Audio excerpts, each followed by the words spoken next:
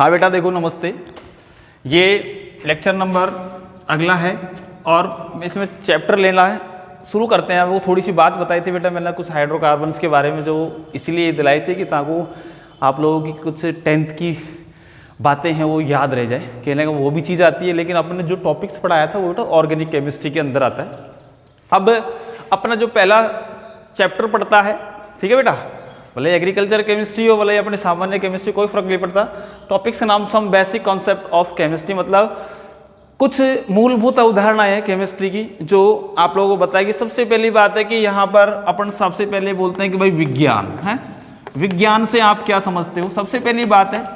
तो विज्ञान जो होता है बेटा एक तरह से वी प्लस ज्ञान कहने का मतलब है कि एक किसी भी चीज के बारे में पूर्ण जानकारी है ना, वही विज्ञान कहलाती है। सामान्य रूप से हम कह सकते हैं किसी भी विषय का सुव्यवस्थित है बेटा, किसी भी विषय का सुव्यवस्थित क्रमबद्ध जो अध्ययन होता है उसी को विज्ञान बोला जाता है। ठीक है, विज्ञान की बात करो तो विज्ञान अपने आप में अपन जानते हैं कि विज्ञान के अंदर बेटा लिखित के अलावा प्रायोगिक सिस्टम भी होता है। और प्रायोगिक में क्या करते हैं बेटा, जब केमिस्ट्री की बात करें तो केमिस्ट्री अणु परमाणु अथवा आयन की विज्ञान है, जिसके अंदर कोई परमाणु या कोई अणु या फिर कोई आयन किस प्रकार से मिलते हैं और मिलने के बाद वो यौगिक बना रहे हैं, तो उनकी जो क्रिया है उसका वेग क्या है, उस क्रिया के परिणाम स्वरूप जो उत्पाद बने हैं उसकी दैनिक जीवन में क्या उपयोगिता है। तो कहने का मतलब है कि उपयोगिता के आधार पर भी। तो अब आपने विज्ञान है तो आप लोग देखते हो सही मायने में यदि अपन देखें कि मानव एक ऐसा जीव है, मान के चलो, और है ही इसमें क्या कि जो जीव जंतु आदि की उत्पत्ति के बारे में, या अपन कह सकते हैं बेटा ब्रह्मांड के निर्माण के बारे में कि सूर्य उदय होता है, सूर्य अस्त होता है, या फिर कोई पेड़ पौधा उसकी उत्पत्ति क्या है, या हम कह सकते हैं बहुत सारी चीज़ें कि इस पृथ्वी का निर्माण कैसे हुआ। तो इस सब की बात है कि एक जो मनुष्य जो होता है उसके अंदर एक अंदर की चीज जिसको जिज्ञासा बोला जाता है, क्यूरियोसिटी, और जो जिज्ञासु प्रकृति का प्रवृत्ति का होता है वो सही मायने में यदि देखा जाए तो पूर्ण जानकारी लेना चाहता है हर सब्जेक्ट की। तो मेरा कहने का मतलब बेटा हमारा जो टॉपिक्स है some basic concept of chemistry, और केमिस्ट्री का दैनिक जीवन की बात करें तो अपन को मैंने एक बात और बताई थी पहले बेटा, सुई से लेकर हवाई जहाज, सुई से लेकर हवाई जहाज तक में बेटा केमिस्ट्री का इस्तेमाल किया जाता है। कि केमिस्ट्री के अंदर दैनिक जीवन की अपन बात करें, मैंने ये कपड़े पहन रखे हैं, ये जो चौक है जो कैल्शियम कार्बोनेट का है, यहाँ पर भी कलर आपको दिखाई दे रहा है, तो वो फैन को भी दिखाई दे रहे हो आप लोग। इस कमरे की बात करो तो इसके अंदर कलर हुआ है वाइट कलर का, तो ये सब जानते हो आप लोग, जो बुझा हुआ चूना होता है। मेन बात है आप पेन इस्तेमाल करें तो इंक भी एक रासायनिक पदार्थ है, और पेन का जो ऊपर का कवर है प्लास्टिक वो भी एक रासायनिक पदार्थ है।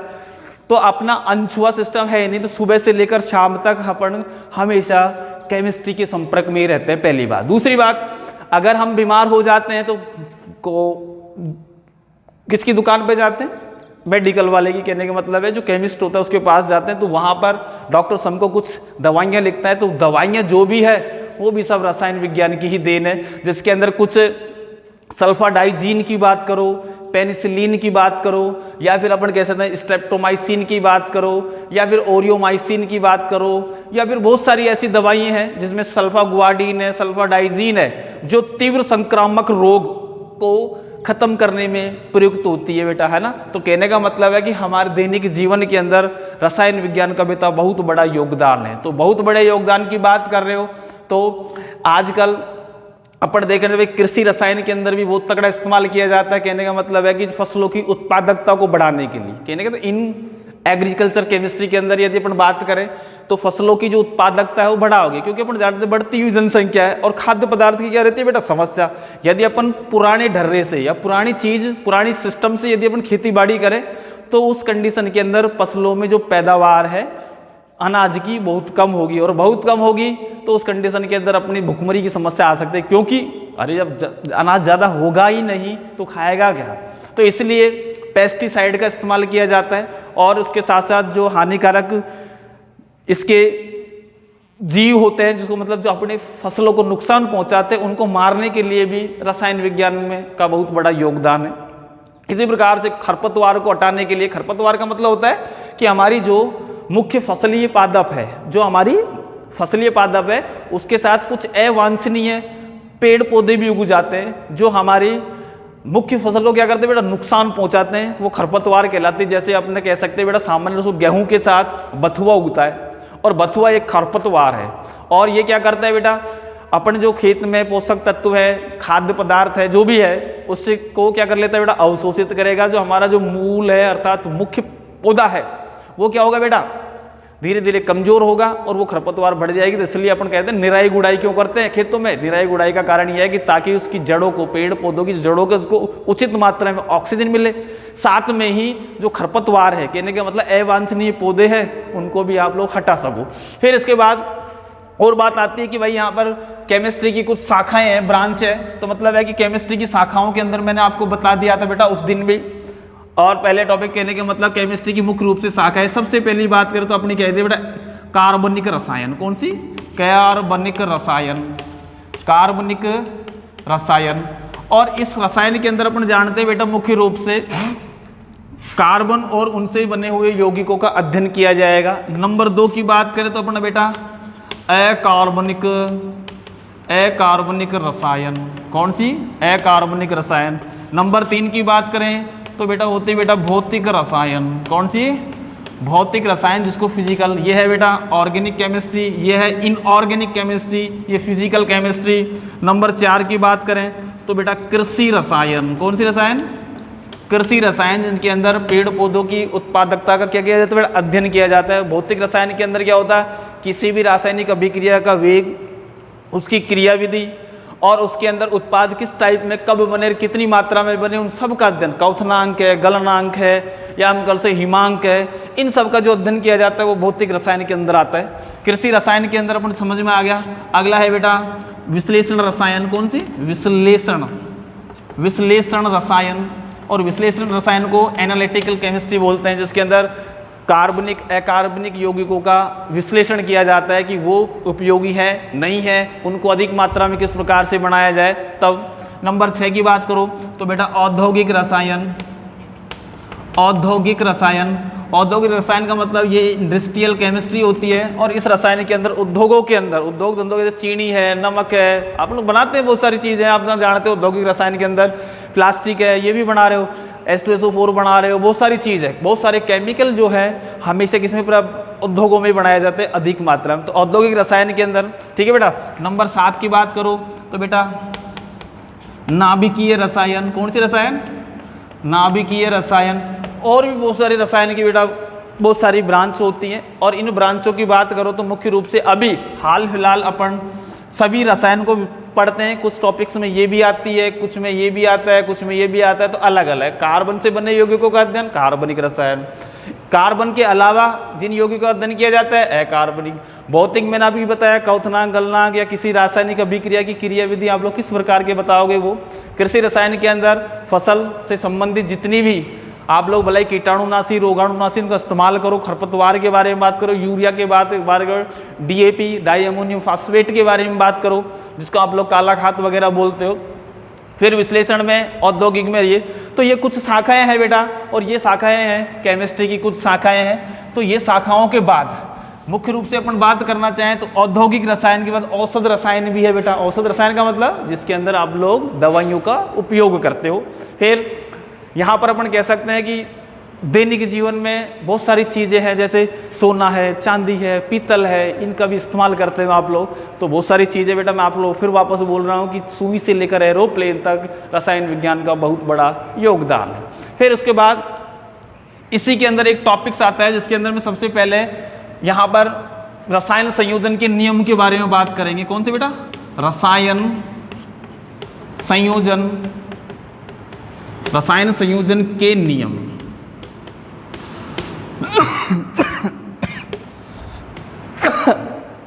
मुख्यतः रसायन संयोजन के बेटा 5 नियम है, लेकिन उन नियमों को बताने से पहले मैं एक टॉपिक लेना चाहता हूं और वो टॉपिक है बेटा परमाणु भार, है ना।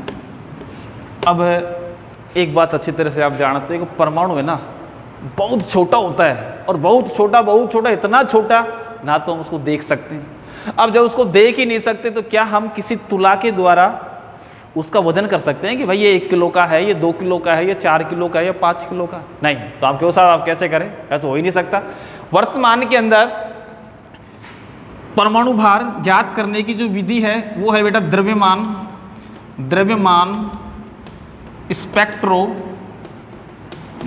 स्पेक्ट्रोमिति। कौन सी बेटा? द्रव्यमान स्पेक्ट्रोमिति की सहायता से प्रेजेंट में परमाणु का द्रव्यमान ज्ञात किया जा सकता है। ठीक है बेटा। अब शुरू में ऐसा सिस्टम था कि स्वेच्छा का मतलब मेरी इच्छा से, जैसे कहने का मतलब है कि ये डस्टर है बेटा, है। अब डस्टर का मान के चलो बेटा, मान को इसका जो भार है मानो 50 ग्राम है, 50 ग्राम है। कब? जब हमने इसको तुला पे तोल लिया तब तो बोला 50 ग्राम है। ठीक है बेटा। अब ये सपोज करो, अपनी मन से सपोज करो, इसका भार अपन ज्ञात नहीं कर सकते। अब ज्ञात नहीं कर सकते और ये स्वेच्छा से मैंने इसका जो वजन है, ये जो दिख रहा है जग का, इसमें पानी है, 1 किलो है। अब बेटा मैंने कहा स्वेच्छा से कहने का मतलब मैं इससे इसकी क्या करूं? तुलना करूं का मतलब है कि ये जो डस्टर है इस जग की तुलना में कितना गुना भारी है? ये तो 1 किलो का है, इससे कोई मतलब नहीं हमको। अब इसके बारे में बता रहे कि ये जो डस्टर है इस जग की तुलना में कितना गुना भारी है, वो इस डस्टर का भार होगा। और यदि ये डस्टर परमाणु है तो ये इसका परमाणु भार होगा। समझे? ठीक। प्रारंभ में स्वेच्छा से हाइड्रोजन का परमाणु भार 1 माना था। क्या माना था बेटा? 1। और कार्बन का जो परमाणु भार है वो 12 माना था। और यहाँ पर ये इकाई लेस है, कहने का मतलब इसकी कोई इकाई नहीं दी थी। शुरू में ऐसा कुछ नहीं था कि यहाँ पर ग्राम दे दिया, किलोग्राम दे दिया, ऐसा कुछ नहीं।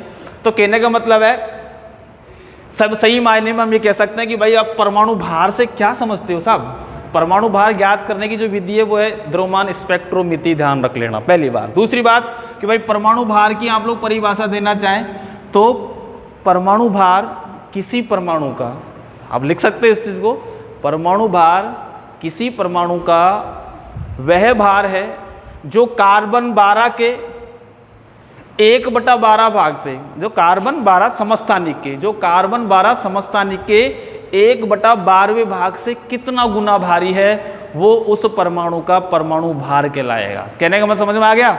स्वेच्छा से माना कि कार्बन 12 का जो परमाणु भार है 12 ग्राम है, और 12 ग्राम की तुलना में कोई अन्य परमाणु कितना गुना भारी होगा, वो उसका क्या कहलाएगा बेटा? परमाणु भार कहलाएगा। तो स्वेच्छा से अपन बोल सकते हैं कि भाई, हम कह सकते हैं कि भाई किसी परमाणु का, सही वाले ने बोला, किसी परमाणु का परमाणु भार वह संख्या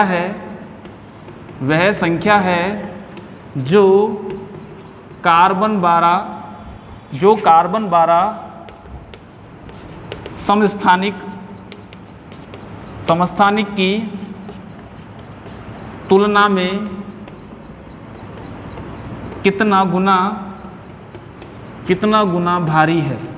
गुना भारी है, वह उस परमाणु का परमाणु भार कहलाता है। क्या कहलाता है बेटा? परमाणु भार कहलाता है। जिसको आप लोग अब वर्तमान में AMU से इंडिकेट करते हो। AMU का मतलब होता है बेटा एटॉमिक मास यूनिट। वर्तमान में क्या होगा? एटॉमिक मास यूनिट के नाम से जाना जाता है। और एक AMU का मान कितना होता है मैं आपको थोड़ी देर में बताऊंगा। थोड़ा सा ध्यान रखना, क्योंकि बेटा रासायनिक संयोजन के नियम पढ़ने से पहले हमको परमाणु भार के बारे में थोड़ा पता होना चाहिए। ठीक है बेटा? तो किसी परमाणु का परमाणु भार वह संख्या है जो कार्बन 12 समस्थानिक की तुलना में कितना गुना भारी है, वह उस परमाणु का परमाणु भार कहलाएगा। तो यहाँ पर 12 ग्राम कार्बन की बात कर रहे हो तो ये स्वेच्छा से लिया गया है। किससे लिया गया बेटा? अपनी मर्जी से लिया गया। कोई भी वर्ग, जैसे मेरा भार अपन को ज्ञात करना है, बताइए मेरा भार 80 किलो है, 100 किलो है, कितना भी।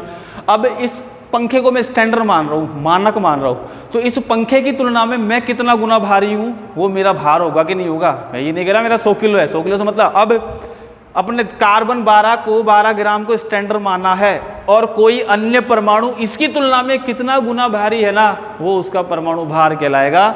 और इसकी जो इकाई है वर्तमान में AMU होती है, और इसको बोलोगे एटॉमिक मास यूनिट। ठीक है बेटा? द्रव्यमान संयुति है। अब बताया कि भाई सबसे पहले कि भाई AMU का मान कितना होता है बेटा, सबसे पहली बात तो AMU का जो मान है, सुनो अब स्पेक्ट्रोमिति की सहायता से कार्बन 12 का जो भार है वो ज्ञात किया गया, और कार्बन 12 का भार 12/6.022 इंटू 10 की पावर 23। क्या बेटा, अब इसको ऊपर ले जाओ, ऊपर ले गया तो ये जो वैल्यू होगी 10 की घात -23 हो गया, और इंटू अपन कहते हो 1.99 इंटू 10 की पावर -23। यहाँ पर ये एक कार्बन परमाणु का भार है जो कितना है 1.99, कितना 1.99 इंटू 10 की पावर 23। अब एक AMU की बात करें, एक AMU मतलब AMU को मतलब एटॉमिक मास यूनिट की बात करें, तो एक AMU की बात करें तो यहाँ पर ये 1.99 इंटू 10 की पावर -23 होगा, जो एक AMU की वैल्यू है। अब एक AMU की वैल्यू ऊपर ले जाओ बेटा, क्या को ले जा रहे हो ऊपर, इसको ले जा रहे हो, ऊपर ले गए तो ये क्या हो गया 10 की घात 24 हो गया, 23 हो गया उसका। और अपन क्या करें 12/1.99 कर रहे हो, 99 कर रहे हो, तो अपन कह सकते हैं कि बेटा इसको 12 की तो इसको अपन भाग देना चाहें, भाग यदि देना चाहें तो ये हो जाएगा बेटा, आप लोग इसको 12 भाग दो आराम से, जब भाग दोगे तो इसकी जो वैल्यू आएगी कितनी आएगी, समथिंग उसी अवगाद्रो संख्या के बराबर ही आएगी। एक मिनट रुको, यहाँ पर ये तो है एक किसका, कार्बन 12 समस्थानिक के एक का भार हो गया, ठीक है बेटा। जब एक की भार बात कर रहे हो तो अब कंडीशन अलग, अब 1/12 तो कहने का मतलब 1.99 ये है बेटा वैल्यू, 1.99 इंटू 10 की पावर 23, तो ये है बेटा एक AMU की वैल्यू है, एक AMU की वैल्यू तो इसको कर देंगे 10 है तो 1.9 इंटू 10 की पावर कितने आ गई बेटा 24 आ गई। अब 10 का भाग दो कितना आएगा इसका आंसर लगभग, तो ये वैल्यू हो जाएगी, आप लोग इसको कैलकुलेशन कर लोगे, और कैलकुलेशन करने का 10 में 1.99 का भाग देना लगभग 4 के आसपास जाएगा, 4.9 यहाँ से कह सकते हैं 4.9 के आसपास ही। तो यहाँ पर 10 की पावर कितनी कर दी बेटा 24, तो ये आप लोग फिर इसकी AMU की वैल्यू के बारे में बात करोगे। तो अब ये तो बात थी थोड़ी बेटा भार के बारे में, तो अब आपको मैं ये बात बता रहा हूँ, तो कुछ तत्वों का परमाणु भार आपको याद रखना है। अब याद रखना है तो जैसे हाइड्रोजन है, ठीक है बेटा,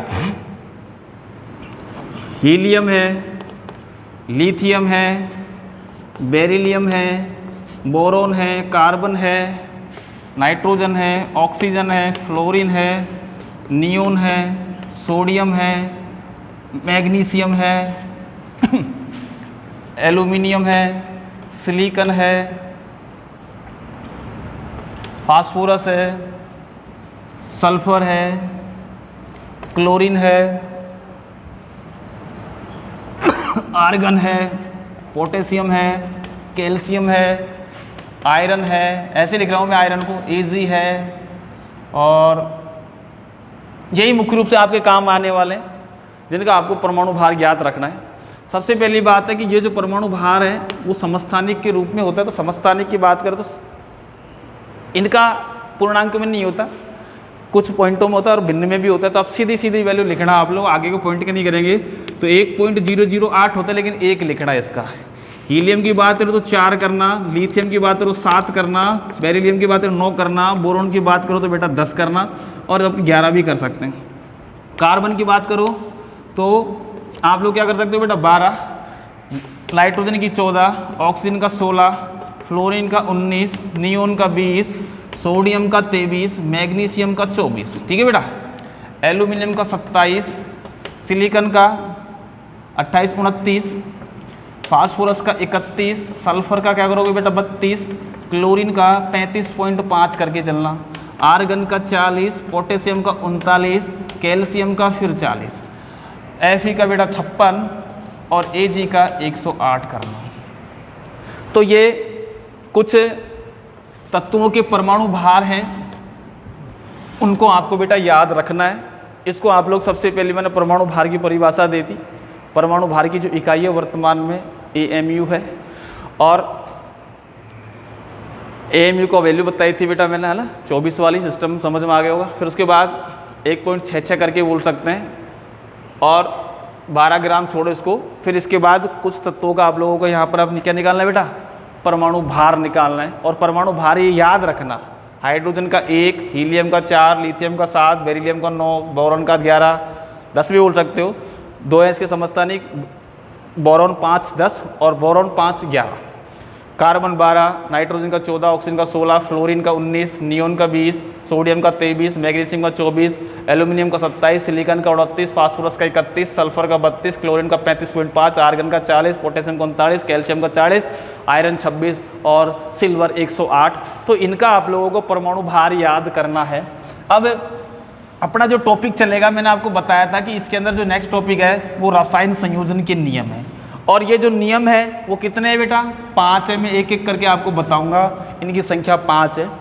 पहला जो नियम है बिल्कुल सरल सा, जिसका नाम है द्रव्यमान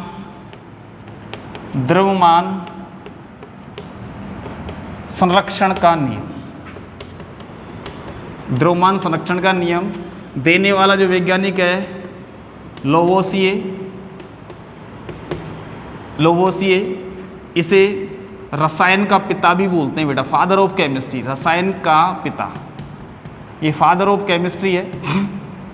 अर्थात कहने का मतलब है कि इस नियम को देने वाला जो वैज्ञानिक था लेवोसिए था और इसको फादर ऑफ केमिस्ट्री के नाम से जाना जाता है। और सन लगभग 1774 में ये नियम दिया था। आप लोगों ने कुछ से पहले पढ़ा हो, जिसके अंदर संवेग संरक्षण का नियम, आप लोगों ने संवेग संरक्षण का सिद्धांत पढ़ा है। तो यहाँ पर द्रव्यमान संरक्षण का नियम है। द्रव्यमान संरक्षण का मतलब है कि ये भी जो वैज्ञानिक था लेवोसिए, इसने बताया कि जब कोई भी रासायनिक अभिक्रिया है, जब किसी भी रासायनिक अभिक्रिया में 2 या 2 से अधिक क्रियाकारक आपस में मिलकर उत्पाद में परिवर्तित होते हैं, तो क्रियाकारक का द्रव्यमान हमेशा उत्पाद के द्रव्यमान के बराबर रहता है। क्या बोला बेटा? क्रियाकारक का जो द्रव्यमान है हमेशा उत्पाद के द्रव्यमान के क्या होता है बेटा? बराबर होता है। इसे ही बोलोगे आप लोग द्रव्यमान संरक्षण का नियम, पहली कंडीशन। तो पहली तो बात तो ये, लेकिन एक सरल सी भाषा में यदि तुम लोगों से बोला जाए कि किसी भी रासायनिक अभिक्रिया में द्रव्यमान को न तो बनाया जा सकता है और ना ही उसका विनाश अर्थात ना ही उसे नष्ट किया जा सकता है, उसे ही बोलोगे द्रव्यमान संरक्षण का नियम। परिभाषा समझ में आ गई? कहने का मतलब है किसी भी रासायनिक अभिक्रिया में द्रव्यमान को न तो बनाया जा सकता है ना ही नष्ट किया जा सकता है, अर्थात द्रव्यमान हमेशा क्या रहता है बेटा? संरक्षित रहता है। इसे ही बोलोगे द्रव्यमान संरक्षण का नियम। इस नियम को देने वाला जो वैज्ञानिक है वो है बेटा लेवोसिए, और लेवोसिए को बोलोगे यहाँ पर ये कौन सा है? 1774 में दिया था। इन्होंने क्या किया था बेटा? एक कांच की बोतल के अंदर मोमबत्ती को जलाया, और मोमबत्ती जब कांच की बोतल के अंदर जली तो जलने पर उस कांच की बोतल का इसने जलने से पहले तो वेट कर लिया, अर्थात उसका भार ज्ञात कर लिया, और उसने जला के फिर छोड़ दिया। भाई छोड़ा तो उसके अंदर ऑक्सीजन प्लस जो आग है उसके साथ क्रिया हुई, तो क्रिया होने के बाद कुछ यौगिक बना के नहीं बना, जब बना तो फिर उसके बाद उसने वापस इसका वेट किया, तो दोनों ही कंडीशन के अंदर उस जार का जो वजन था ना वो बराबर था बेटा। तो कहने का मतलब है कि द्रव्यमान को न तो बनाया जा सकता है ना ही नष्ट किया जा सकता है, इसे ही बोलोगे द्रव्यमान संरक्षण का नियम। अर्थात कहने का मतलब द्रव्यमान को न तो बनाया जा सकता है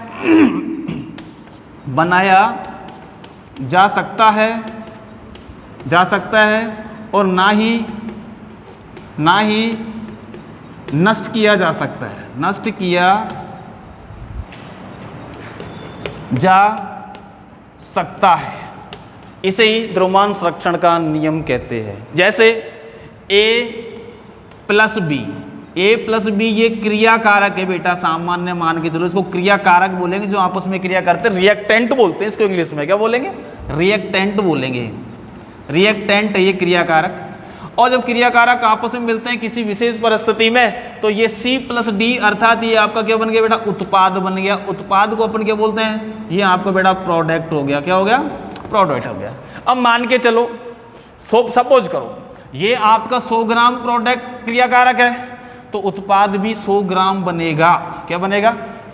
अर्थात द्रव्यमान यहाँ भी इतना ही है तो वहाँ भी इतना। हाँ, अंतर A B C plus D में परिवर्तित हुआ है। तो मतलब किसी भी रासायनिक अभिक्रिया में क्रियाकारक का जो द्रव्यमान है उत्पाद के द्रव्यमान के बराबर रहता है, इसे ही बोलोगे द्रव्यमान संरक्षण का नियम। दूसरी डेफिनेशन, पहली डेफिनेशन, द्रव्यमान को न तो बनाया जा सकता है और ना ही नष्ट किया जा सकता है, इसे एक रूप से दूसरे रूप में परिवर्तित किया जा सकता है, इसे ही बोलोगे द्रव्यमान संरक्षण का नियम। देने वाला वैज्ञानिक था लेवोसिए।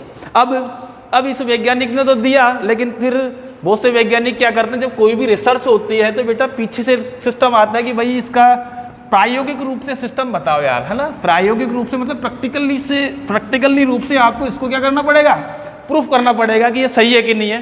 तो बेटा द्रव्यमान संरक्षण के नियम का, द्रव्यमान संरक्षण के नियम का प्रायोगिक सत्यापन, भाई सही बताओ ये हुआ कि नहीं हुआ।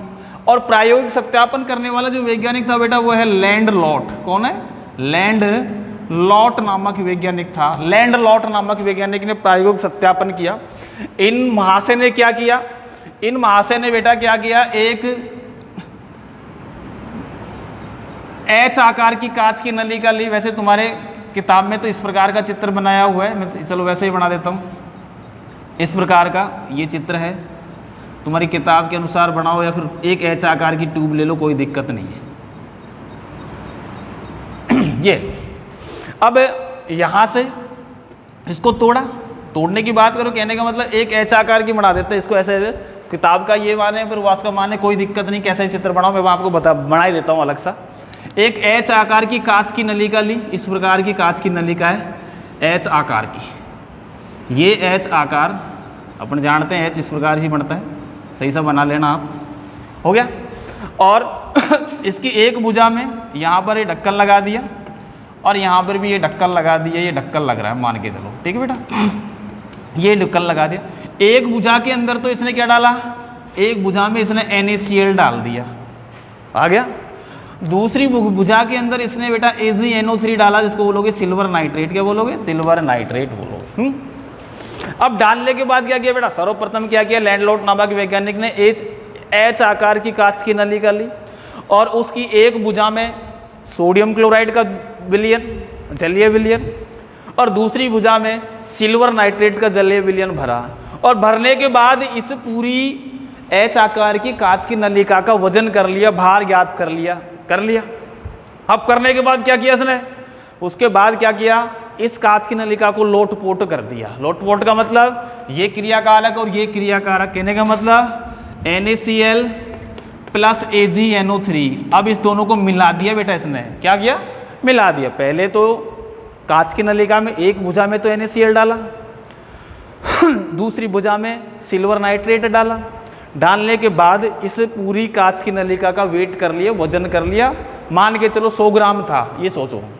फिर गरम वेट करने के बाद इस कांच की नलिका को यूं उल्टा पुल्टा कर दिया, तो आप जानते हो ये विलयन इसमें, ये विलयन इसमें मिलेगा कि नहीं मिलेगा, अर्थात हमने ये मिला दिया तो यहाँ पर बनेगा बेटा AgCl plus NaNO3 sodium nitrate बना, यही बना।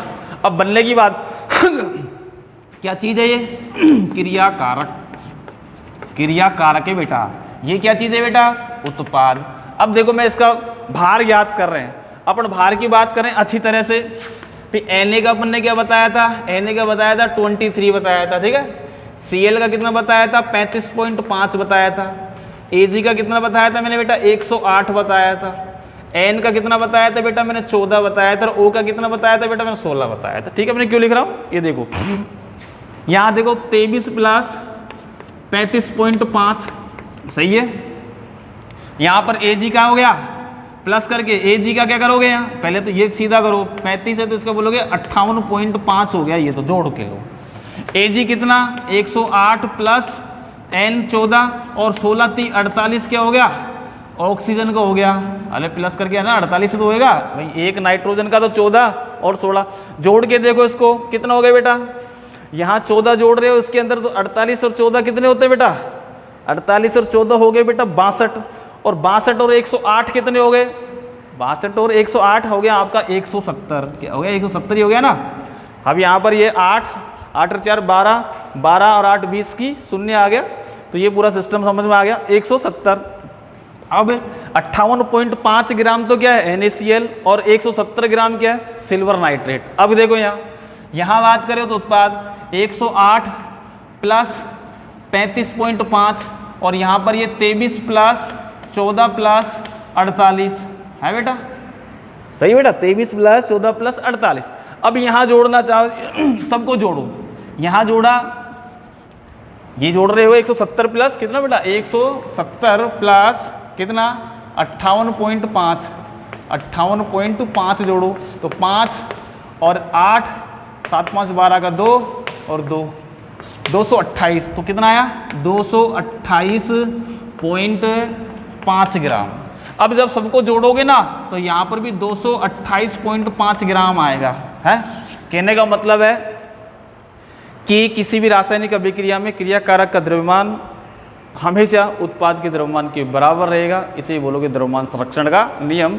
देने वाला वैज्ञानिक लवसिए, प्रायोगिक सत्यापन किया था लैंडलॉट ने, और इस चित्र को आप लोग बनाओगे। फिर उसके बाद जब क्रिया हो गई ना, फिर वापस इस H आकार की ट्यूब का इसने वेट किया, मतलब वजन कर लिया। वो वजन करने पर पहली स्थिति और दूसरी स्थिति दोनों में ही वजन बराबर था, और वजन बराबर होने का कारण है द्रव्यमान संरक्षण का नियम। तो ये आप लोगों का पहला नियम है। द्रव्यमान को ना तो बनाया जा सकता है ना नष्ट किया जा सकता है, इसको एक रूप से दूसरे रूप में परिवर्तित किया जा सकता है, इसे बोलोगे द्रव्यमान संरक्षण का नियम। तो देने वाला वैज्ञानिक लैवसिए 1774। प्रायोगिक सत्यापन जो हुआ लैंडलॉट ने 1900 में इसका प्रायोगिक सत्यापन किया था। क्या किया था?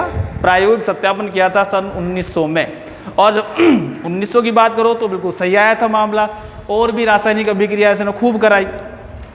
लेड एसीटेट की क्रिया सोडियम के साथ कराई, लेड एसीटेट की क्रिया सोडियम के साथ कराई। तो यहाँ PbS का क्या अलग अलग सिस्टम में बताऊंगी। रिएक्शंस बहुत सारी हैं जिनमें आपने देखा कि क्रियाकारक का जो द्रव्यमान है उत्पाद के द्रव्यमान के हमेशा बराबर होता है, इसे बोलोगे द्रव्यमान संरक्षण का नियम। ठीक है बेटा, धन्यवाद। नेक्स्ट वीडियो में अगली बात करें।